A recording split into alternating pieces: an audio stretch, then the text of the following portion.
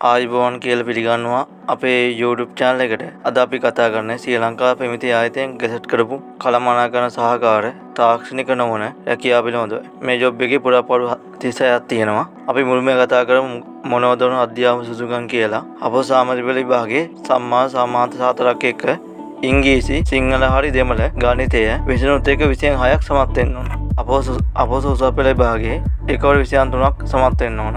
ඒක සාමාන්‍ය ඉංග්‍රීසි සාමාන්‍ය දැනීම විෂයන් ඇතුළත් වෙන්න බෑ. අපි ඊළඟට කතා කරමු බදවාගෙන කියාපටිපටිය ගැන. ආයුධම් පත් දැම්මට පස්සේ පැය 3ක විභාගයක් තියලා තමයි සුදුසු ආයුධම් කරුවන් තෝරා ගන්න. ඒකේ ඉංග්‍රීසි භාෂාව, අභියෝග්‍යතාවය, පරිගණක දැනුම තමයි පේපරේට එන්නේ. අනිවාර්යයෙන්ම ආයුධම් කරන සියලුම ආයුධම් කරුවන් ශ්‍රී ලාංකිකයෝ වෙන්න ඕන. තවත් ඕනෑ ප්‍රදේශයක ඕනෑම ස්ථානයක වැඩ කරන්න පුළුවන් ශාරීරික හා මානසික සෞඛ්‍යයකින් එම ආයුධම් කරුවන් යුක්ත වෙන්න ඕන අනිවාර්යයෙන්. අපි ඊළඟට කතා කරමු වයස් පරිමාණය ගැන. වයස ගත්තොත් 24 ඉඳන් 45 දක්වා ඕනෑම කෙනෙකුට මේ ජොබ් එකට ආයුධම් කරන්න පුළුවන්. සාමාන්‍ය රජයේ ජොබ් එකකට ආවට පස්සේ මේ ජොබ් එකෙත් ඉන්සෙන්ටිව් ඒ ජොබ් එක ලැබුණොත් ඔබට හිමි වෙනවා. වෛද්‍ය පාසුකම් හම්බ වෙනවා. අපි ඊළඟට කතා කරමු කොහොමද ආයුධම් කරන්නේ කියලා. ආයුධම් කරන්නේ ආයුධම් පතේ තියෙන QR කේතයක්. ඒක ස්කෑන් කරලා ආයුධම් පත බා ගන්න පුළුවන්. නැත්නම් ඒක ලින්ක් එක හරහා ගිහින්. ඒ කියන්නේ ආයුධම් පතේ තියෙන ලින්ක් එකක්. ඒක ලින්ක් එක හරහා ගිහිල්ලා ලොග් වෙන්න පුළුවන්. ඔබට මේ ආයුධම් පත ඩවුන්ලෝඩ් කරගන්න සියලුම තොරතුරු මම ඩිස්ක්‍රිප්ෂන් එකේ සඳහන් කරලා තියෙනවා. ඒ මගින් අදාළ ස්ථානයේ ලොග් වෙන්න පුළුවන්. ආයුධම් පතේ පුරවලා ඒකේ print එකක් අරගෙන අධ්‍යාපක ජෙනරාල්